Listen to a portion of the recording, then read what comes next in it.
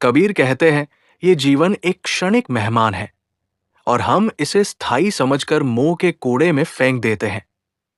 जैसे कोई अमूल्य हीरा राख की ढेरी में खोजे और फिर कहे कि मुझे कुछ नहीं मिला। मनुष्य जन्म बड़ा दुर्लभ है।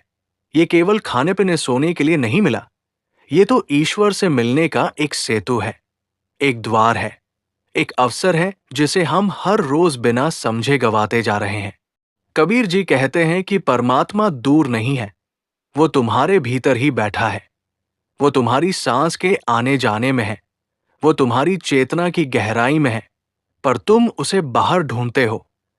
मंदिर मस्जिद मेला यात्रा सब कर लेते हो, पर अपनी ही भीतर की कुटिया में झांकने का साहस नहीं जुटा पाते। मनुष्य का मन बड़ा चंचल है। इसे संसार की ओर दौड़ने में बड़ा आनंद आता है। ये कभी आपके नियंत्रण में नहीं आता जब तक आप इसे प्रकाश की ओर न मोड़ो। कबीर कहते हैं, मन न रंगाए, रंगाए जोगी कपड़ा। तुम बाहरी आडंबरों में फंसे रहे और भीतर का मन साधो। ये संसार माया का जाल है। मोह की रस्सियां इतनी सूक्ष्म है कि पकड़ में भी नहीं आती, पर इंसान को बांधकर बंदर की तरह नचाती रहती है। तुम सोचते हो कि तुम स्वतंत्र हो, पर तुम्हारा मन ही तुम्हारा मालिक है।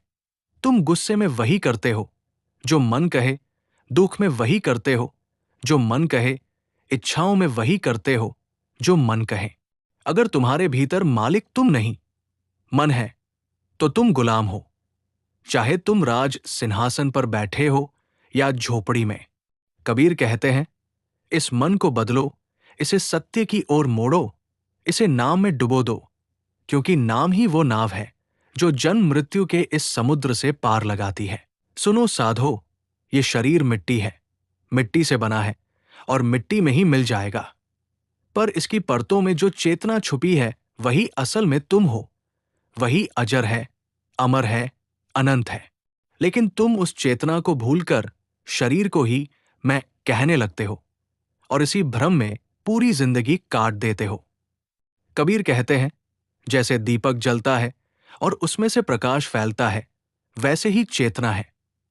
शरीर तो केवल दीपक का पात्र है, पर तुम पात्र को ही सब कुछ मानकर बैठे हो। कबीर साहब समझाते हैं कि ईश्वर को पाने के लिए कठिन व्रत, यज्ञ, दान, तप की जरूरत नहीं। जरूरत है तो निर्मल हृदय की।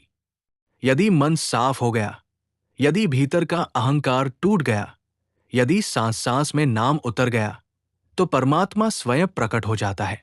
वो कोई अलग चीज नहीं,